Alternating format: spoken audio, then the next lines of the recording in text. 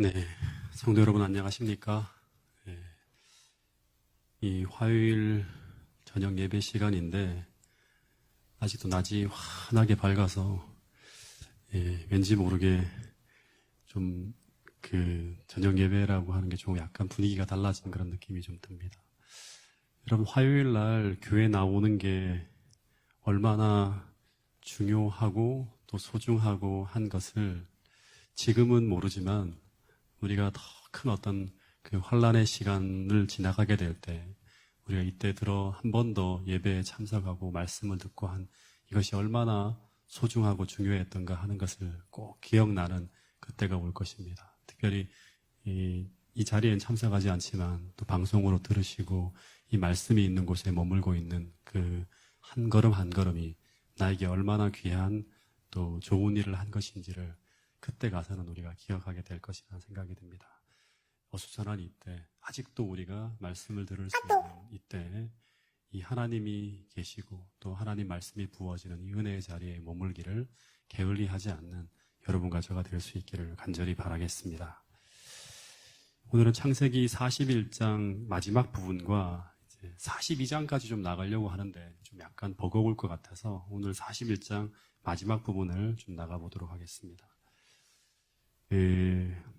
바로가 이제 꿈을 꾸고 난 다음에 그 꿈을 요셉이 해석하면서 이제 그 해석 속에서 이 이집트와 팔레스타인 일대에 엄청난 흉년의 때가 다가온다고 하는 것을 이제 경고하는 하나님 메시지가 전해집니다. 근데 이제 그 환란의 때에 대한 대비책으로 이 요셉이 바로에게 제시한 게 뭔가 하면 매 풍년의 때마다 식량 5분의 1을 세금으로 징수해서 흉년의 때를 대비하라고 하는 그 방법을 얘기하고 있지만 근데 그 내용을 가만히 살펴보면 그 방법보다 더 중요한 게 뭐죠? 그 방법보다 더 중요한 게 뭐죠? 한 사람이에요, 한 사람. 한 사람을 세우는 거예요. 그 방법보다 훨씬 더 중요한 게.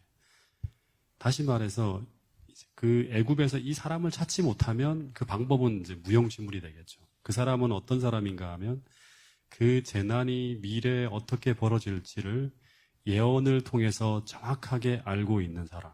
다시 말하면 그 재난의 강도와 크기를 확실하게 알고 있고 그리고 그 대비책과 방법을 알고 있을 뿐만 아니라 더하여서 그 상황을 준비하는 과정에서 어떻게 보면 절대 권력이 주어지죠. 바로까지 다 그 사람의 어떤 그런 결정에 대해서 이렇게 협력하는 그런 절대 권력이 주어질 때 그때 자신에게 주어진 힘과 권력을 이용해서 자신의 이익을 챙기거나 하지 않고 그 속에서도 흔들리지 않고 정말 성실함과 진실함으로 그 역할을 충실히 감당할 사람 그런 사람을 찾아 세우는 것 그 한 사람을 선택하는 게 어떻게 보면 가장 중요한 일이었습니다. 근데 왕은 그 이야기를 들어보니까 그 일을 정말 성실하게 행할 수 있는 사람으로 누구밖에 없어요? 요셉밖에 없는 거예요. 요셉을 선택하는 거예요. 이 사람은 뭐 감옥에 있던 보디발의 그 노예로 있던 얼마나 성실하게 살아왔는지 그 13년 동안의 그 이력을 이 바로가 다 듣고 난 다음에 그 사람을 세우는 거예요. 그래서 이 요셉이 이집트의 총리로 등극하게 됩니다. 46절에 보면 이때 요셉의 나이가 몇 살이다? 30살 나이. 이런 것들은 좀 기억해 놓으면 좋겠죠. 우리가 12월 달쯤 되면. 그죠? 예. 그래서 요셉이 총리가 되자마자 어떻게 하는가 하면 그 바로를 떠나서 애굽의 온 땅을 순찰합니다. 그래서 그 곡식 창고를 지을 곳들을 다 챙겨보는 거예요. 토지가 어떻게 되고 그곳에 저장할 수 있는 시설이 어떻게 되고 하는 것들을 다 순찰합니다. 그런 다음에 47절에 보면 이제 드디어 요셉의 예언이 성취되어지면서 온 땅에 풍년이 찾아옵니다. 47절부터 49절 말씀을 같이 한번 읽어보겠습니다. 왜 안 넘어가죠?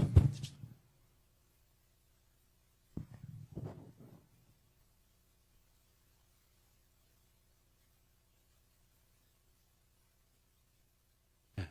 자, 읽어보겠습니다. 47절부터 49절 말씀입니다. 시작. 7해 풍년에 토지 소출이 심히 많은지라 요셉이 애굽 땅에 있는 그 7년 곡물을 거두어 각 성에 저장하되 각 성읍 주위의 밭의 곡물을 그 성읍 중에 쌓아둠에 쌓아둔 곡식이 바다모래같이 심이 많아 세기를 그쳤으니 그 수가 한이 없음이었더라. 예. 이 부조화 한자를 읽어보니까 풍년이든 첫해 다가올 기근을 위한 준비가 시작된다고 합니다. 그래서 요셉의 지시에 따라서 전국적으로 애굽 땅의 중요한 장소에 커다란 창고를 짓고 예상했던 그 수확량보다 훨씬 더 많이 과잉 생산된 곡식을 저장하기 위해서 계속 곡식을 걷어들입니다. 근데 이 풍작이 몇 년 동안 계속되는가 하면 7년 동안 계속되자 똑같은 정책이 계속 추진되어지다 보니까 마침내 저장된 곡물의 양이 헤아릴 수 없을 정도로 많아졌다고 합니다. 이 말은 7년간 사상 유례 없는 풍년이 들어서 그 표현에 보면 행정력을 모두 동원해도 감당할 수 없을 정도로 곡물이 거쳐졌음을 의미하는 그런 이제 표현이라고 합니다. 그래서 이제 이 요셉이 매해마다 아주 성실하게 그 기근의 때를 대비하여서 곡물의 20%를 전국에 있는 곡물 창고에 계속 모아들였고 그 국고들로 유입되는 곡식의 양이 너무나 많아서 본문에 보면 뭐라고 표현되어졌습니까? 세기를 그쳤으니 하니까 이 무슨 말인가 하면 그 수가 한이 없기 때문에 그 양을 등재하는 모든 시설을 다 초과하게 되었다고 하는 표현이랍니다. 곡식 창고에 더 이상 넣을 것이 없을 만큼 다 넘쳐나는 거예요. 아마 이런 일이 벌어질 때 많은 사람들이 이런 생각을 했을지도 모릅니다. 저장된 곡물의 양이 이렇게까지 많아서 양식이 차고 넘치고 있는데 굳이 이렇게까지 계속 저장할 필요가 있을까 하는 거예요. 이것은 좀 지나치지 않을까.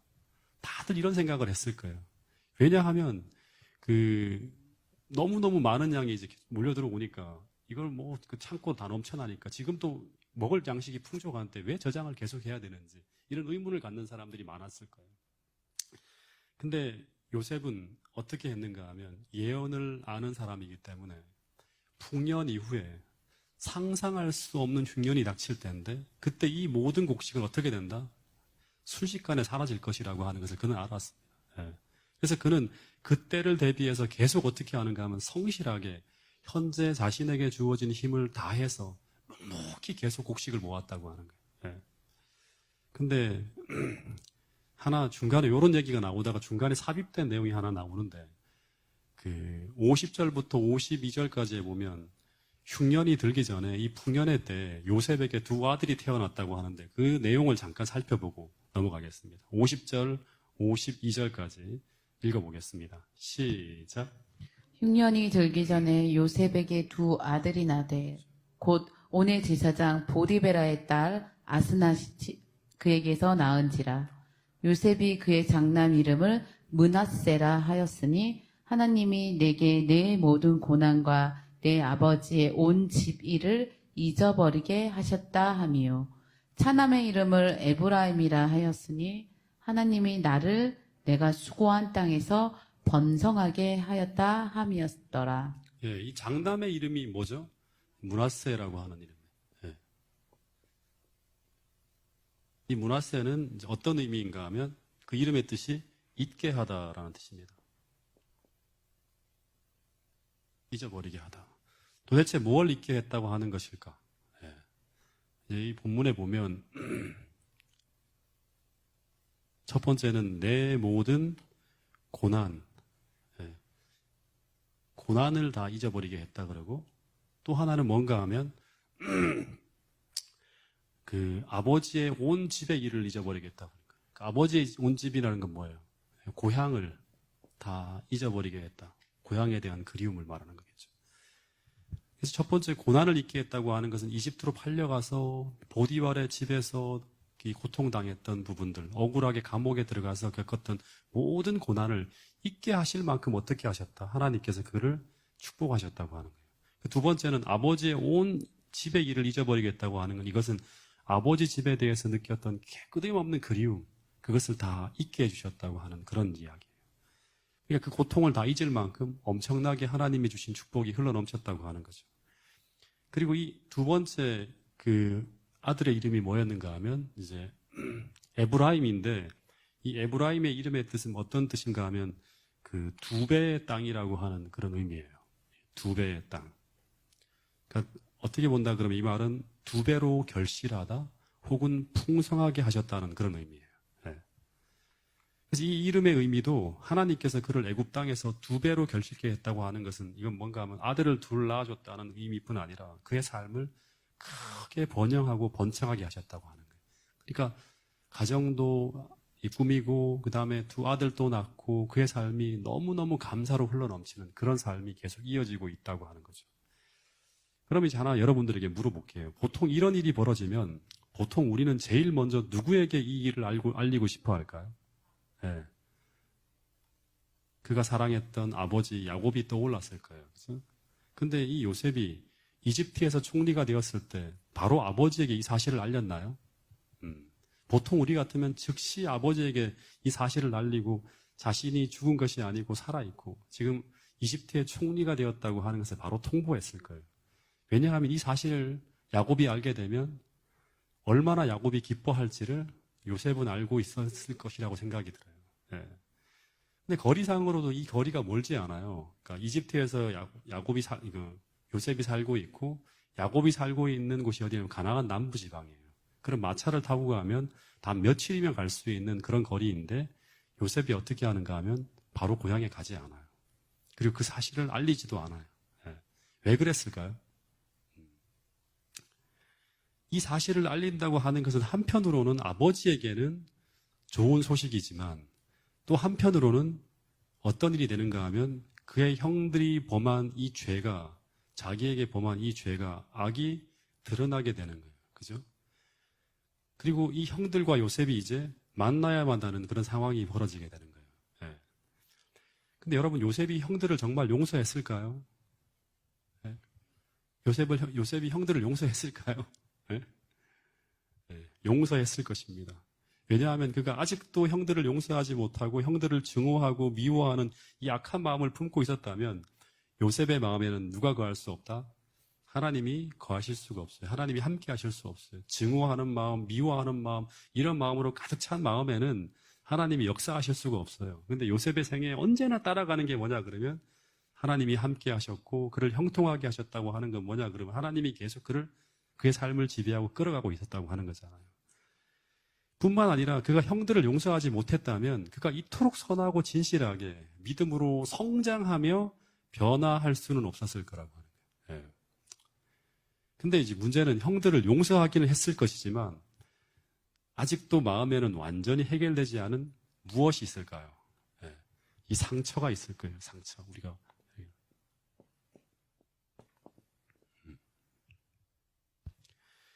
근데 그 완전한 회복은 언제 벌어지는가 하면 그 사람과 다시금 조우해서 서로 용서를 구하며 함께 화해하게 될 때 그때 완전히 해결되어지는 거예요. 그래서 재림교회 성경 주석에 보면 이 거룩한 충동이 그 사실을 폭로할 시간이 아직 이르지 않았다고 그에게 알려주었기 때문에 그 사실을 아버지에게 알리지 않고 때를 기다리고 있었을 것이라고 하는 그런 기록이 재림교회 성경 주석에 보면 나옵니다. 실제 이 요셉은 머지않아서 이 형들이 자신을 찾아오게 될 것이라고 하는 사실을 알고 있었을까요? 어떻게 알고 있을까요? 왜냐하면 그 꿈속에서 그 형들이 어떻게 합니까? 자기에게 머리를 숙이며 스스로 굴복할 때가 올 것이라고 하는 것을 그는 하나님이 주신 비전을 통해서 알고 있었기 때문에 그리고 그 일이 언제 이루어질 것이다? 흉년이 찾아올 때 그때 이 애굽의 곡식 창고에 모든 곡식이 다 저장되어 있는 것을 알고 그에게 곡식을 구하러 올 것이라고 하는 것을 그는 예상하고 있었을 거예요. 그때를 기다리고 있는 거예요. 근데 드디어 이제 53절부터 보면 일곱 흉년의 때가 찾아옵니다. 그리고 이런 일이 벌어졌다고 하는 얘기가 나옵니다. 53절부터 57절까지의 말씀입니다. 같이 한번 읽어보겠습니다. 시작. 애굽 땅에 7해 풍년이 그치고 요셉의 말과 같이 7해 흉년이 들기 시작하매 각국에는 기근이 있으나 애굽 온 땅에는 먹을 것이 있더니 애굽 온 땅이 굶주림에 백성이 바로에게 부르짖어 양식을 구하는지라 바로가 애굽 모든 백성에게 이르되 요셉에게 가서 그가 너희에게 이르는 대로 하라 하니라. 온 지면에 기근이 있음에 요셉이 모든 창고를 열고 애굽 백성에게 8세 애굽 땅의 기근이 심하며 각국 백성도 양식을 사려고 애굽으로 들어와 요셉에게 이르렀느니 기근이 온 세상에 심함이었더라. 집사님 놔두세요. 놔두세요. 그 요셉이 예언한 대로 이제 7해의 기근이 닥쳐오기 시작했는데, 근데 요셉은 그때까지 7년 동안 끊임없이 양식을 비축하면서 사람들에게 뭘 외쳤을까요? 기근이 닥쳐올 것입니다. 그리고 그때 환란이 7년 동안 지속되기 때문에 거의 모든 생명체들이 사라지는 대환란이 닥쳐올 것이라고 하는 것을 사람들에게 계속 경고했을 거예요. 마치 노아 홍수 당시에 누구처럼? 노아처럼 머지않아 큰 환란이 닥쳐올 것이라고 하는 것을 요셉이 똑같이 백성들에게 계속 전하면서 이렇게 지냈을 거예요. 근데 이제 실제로 이 세상에 그런 일이 벌어진 거예요. 그래서 양식이 떨어지면서 짐승과 사람이 막 죽어나가는 모습을 보면서, 그러면서 애굽의 관리들이 어떤 생각을 하게 되었을까요? 이 애굽의 관리들이 요셉이 미래에 벌어질 일에 대한 지혜를 가지고 공물을 비축한 이것이 얼마나 감사한 일이고 얼마나 다행스러운 일인지 그때 가서 이제 깨닫기 시작하는 거예요. 여러분, 흉년이 닥치기 전, 즉 풍년의 때에는 이 양식을 저장하는 이 일은 사람들에게 어떻게 되는가 하면 주목받지 못하는 일이 될 거예요. 심지어 사람들은 어리석은 일이라고 이렇게 조롱하고 비난하는 그런 일들이 벌어졌을 수도 있습니다. 이게 똑같아요. 마치 노아 홍수 당시에 노아가 방주를 짓는데 언제 방주를 짓죠? 비가 오지 않은데 방주를 짓잖아요. 그럴 때 사람들은 어떻게 하는가 하면 조롱하는 거예요. 근데 홍수가 벌어질 때 그때는 그 방주를 짓는 그 일은 전혀 조롱의 대상이 되지 못하는 거예요. 막 이제 환란이 벌어질 때. 마찬가지로 7년간의 풍년이 들 때 이토록 세상에 양식이 넘쳐나는데 왜 저 사람은 쓸데없이 저토록 성실하게 양식을 모으고 있을까? 지나치게 보였을 것이고 조금 답답하게 보였을지도 몰라요. 그러나 그 비축된 식량은 당장 그때가 아니라 그 양식이 필요한 때, 이제 흉년이 찾아올 때, 그때야 그때 그런 삶을 살아갔던 사람은 그 가치를 인정받고 그때 빛을 발하기 시작한다고 하는 것입니다. 여러분, 마찬가지로 우리가 매일매일 꾸준히 말씀을 연구하고 공부하고 실천하고 순종하는 그 모든 일들은 지금보다 흉년의 때, 환란의 때 우리가 평소에 어떤 신앙과 어떤 믿음의 삶을 살아갔는지가 다 드러나게 된다고 하는 것입니다. 그래서 그렇게 가르쳐준 대로 살아간 사람과 그 주어진 빛에 충실하게 살지 않는 사람은 완전히 구별되어서 그 환란의 때에 나타나게 된다고 하는 것입니다. 제가 서두에 이야기했던 것처럼 이 화요일 예배 시간, 이런 시간들을 나중에 하지, 나중에 하루 미루지 않고 먼저 우선순위를 놓고 언제나 말씀이 있는 곳, 말씀이 들려오는 자리, 말씀을 연구하는 자리에 언제나 꾸준하게 앉았던 사람과 그렇지 않은 사람은 지금이 아니라 환란의 때에 가서 드러나게 될 것이라고 하는 것입니다. 여러분, 실제 애굽인들은 자신이 가지고 있던 양식이 다 소모되자마자 전부 그 기근의 때를 대비하여 양식을 흘러 넘치도록 저장한 그 곡식 창고가 있는 요셉에게로 다 몰려가는 거예요. 근데 또다시 말하지만 여러분, 성경에 보면 이 양식은 어떤 양식이 있죠? 육적 양식도 있지만 무슨 양식도 있다? 영적 양식도 있다고 하는 거예요. 기억해야 됩니다. 그래서 예수님이 또 모세가 뭐라고 하는가 하면 사람은 육적 양식으로만 사는 것이 아니라, 다시 말하면 떡으로만 사는 것이 아니라 영적 양식이 여호와의 입에서부터 나오는 말씀으로 산다고 하는 이야기가 있는 거예요. 그래서 우리는 오늘 날마다 육신의 양식을 구하는 일을 하는 것처럼 똑같이 무엇을 해야 된다? 영적 양식을 구하고 모으는 일을 성실하게 해야 된다고 하는 거예요. 특별히 마지막 시대에는 말씀의 기근이 몰려올 때가 온다고 하는 거예요. 다 떨어지는 거예요, 여기. 말씀의 기근이 올 때를 대비해서 이 평안할 때 어떻게 해야 된다? 더 풍성한 영적 양식을 모으고 저장하는 일을 게을리 해서는 안 된다고 하는 거예요. 여러분, 기억해야 됩니다. 마태복음 25장에 보면 뭐가 나오죠? 마태복음 25장에 보면 열처녀의 비유가 나옵니다. 열처녀의 비유. 근데 이 비유는 실물교훈에 보면 그 재림 직전에 있을 교회의 경험을 설명하신 거라고요. 재림 직전에 있을 교회의 경험을. 근데 여기에 두 종류의 신앙인이 등장하는데요. 두 종류의 신앙인. 첫 번째는 지혜로운 다섯 처녀로 비유된 지혜로운 신앙인이 등장해요. 이 지혜롭다고 하는 건 뭐냐 그러면 마지막 때 살아갈 양식이 있는 사람이에요. 근데 반대로 어리석은 다섯 처녀로 비유된 이 지혜 없는 신앙인은 이 마지막 때 살아갈 수 있는 양식이 없는 사람이에요. 그걸 모으는데 실패한 사람이죠. 네. 근데 이 지혜로운 다섯 처녀와 어리석은 다섯 처녀는 결정적으로 무엇으로 구분되어지는가? 무엇으로 구분되어지죠? 네? 무엇으로 구분되어집니까? 네? 네. 네. 이들은 똑같이 종말에 다 등을 준비하면서 신랑을 기다리고 있었어요. 등을 준비하고. 근데 슬기로운 처녀는 무엇을 소유했는가 하면 등과 함께 이제 한번 돌아가서 한번 읽어보세요. 이걸 다 설명하기는 어려우니까. 등과 함께 따로 그릇에 담겨진 기름을 준비했다고 합니다. 예. 그러니까 지혜로운 자는 등과 함께, 이 등 플러스예요. 등과 함께 그릇에 담아놓은 여분의 기름을 준비했다고 하는 거예요. 예. 그러니까 그냥 기름이 아니라 여분의 기름이에요. 여분의 기름. 예.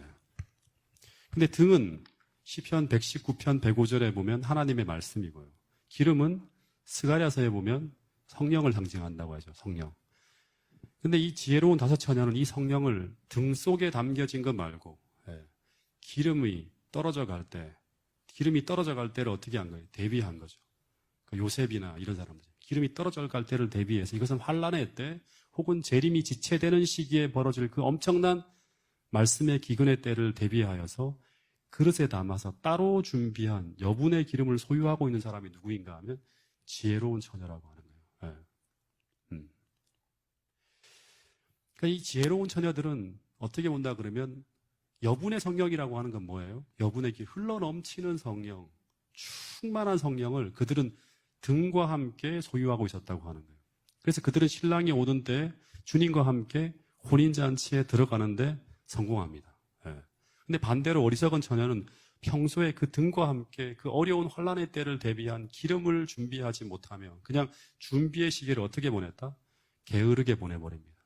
그러니까 양식을 모으는 일, 분명히 그런 때가 올 것이라고 계속 경고하고 있는데 그것을 위해 최선을 다하라고 늘 예언의 신을 통해서 선지자가 계속 이야기하고 있는데 그 준비의 시기를 어떻게 보낸다? 게으르게 보내버립니다.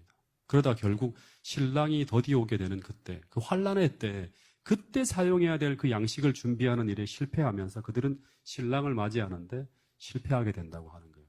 네. 여러분, 근데 이 비유에서 오늘 우리에게 주는 정말 중요한 교훈, 정말 중요한 핵심 기별은 이 신랑이 오기 직전 맞이할 그 지체의 시간, 곧 환란의 때를 대비해서 필요한 기름을 준비하라고 하는 거예요. 근데 실제 정확한 표현은 뭔가 하면 등과 함께 기름을 준비하라고 하는 거예요. 등과 함께. 네. 정확하게 표현. 등은 무엇이다? 시편 119편 105절. 하나님 말씀이에요. 네. 그러니까 말씀과 함께 기름을 준비하라고 하는 거예요. 이게 무슨 의미인가 하면 말씀과 기름은 함께 준비되어지는 것이라고 하는 거예요. 기름을 따로 준비하고 말씀 따로 준비하고 하는 게 아니라 말씀과 기름은 함께 준비되어지는 거예요. 그래서 그냥 성령이 아니라 이걸 여러분 집에 가서 다 찾아보세요. 요한복음 15장 26절에 보면 내가 아버지께로부터 너희에게 보내실 보혜사 곧 아버지께로부터 나오는 무슨 성령? 진리의 성령이 오실 때 진리의 성령이라고 하는 말이 나와요. 요한복음 16장 13절에 진리의 성령이 오시면 그가 너희를 모든 무엇으로 인도한다? 진리 가운데로 인도한다고 하는 거예요. 에베소 1장 13절 그 안에서 너희도 진리의 말씀 곧 너희의 구원의 복음을 듣고 그 다음 그 안에서 또한 믿어서 약속의 성령으로 인치심을 받았느니 진리의 말씀과 성령이 계속 함께 짝으로 등장하는 걸 볼 수 있습니다. 데살로니가 후서 2장 13절 성령의 거룩하게 하심과 진리를 믿음으로 구원을 받게 하셨나니 요한일서 5장 6절 성령은 진리니라.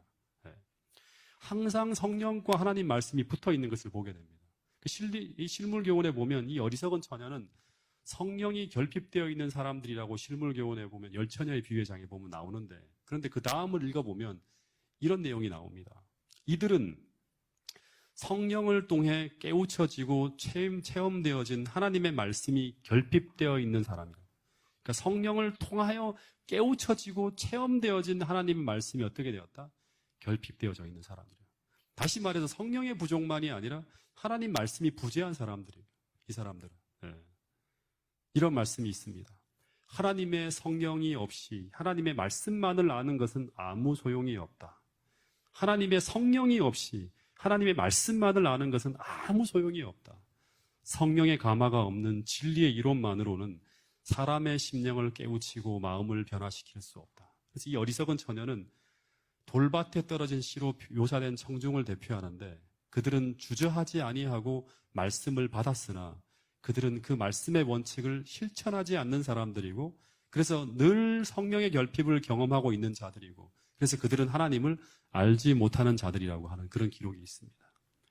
여러분, 그래서 이 마지막 때 슬기로운 처녀들은 성령의 감화를 통해서 경험되어지고 체험되어진 성령의 말씀을 계속 말씀 저장고에, 내 삶의 말씀 저장고에 계속 채우며 살아가는 사람들이라고 하는 거예요. 성령의 감화를 통해 경험되어지고 체험되어진 이 생명의 말씀을, 살아있는 말씀을 계속 내 삶의 말씀 저장고에 채우며 살아가고 있는 사람들이에요. 여러분, 그래서 이 마지막 때 오늘 우리의 일상의 삶을 통해 체험되어지고 경험되어진 말씀, 성령의 감화를 통해 깨달아지고 진리를 실천함으로 말씀의 능력과 성령의 능력을 경험함으로 우리 삶에 담겨진 그 생명력이 흘러넘치는 그런 말씀이 우리 삶에 풍성히 담겨 있어야지만 우리가 마지막 때 이 등과 함께 기름을 준비한 이 지혜로운 처녀로 우리가 그 결정되어져서 마지막 때 재림의 순간 주님을 맞이할 수 있다고 하는 것입니다. 여러분, 이 사람들이 누구인가 하면 이게 다 성경에 보면 이게 연결이 돼요. 그 마태복음 25장에 열처녀의 비유가 나오죠. 바로 그 앞에 비유에 보면 지혜로운 청지기의 비유가 나와요.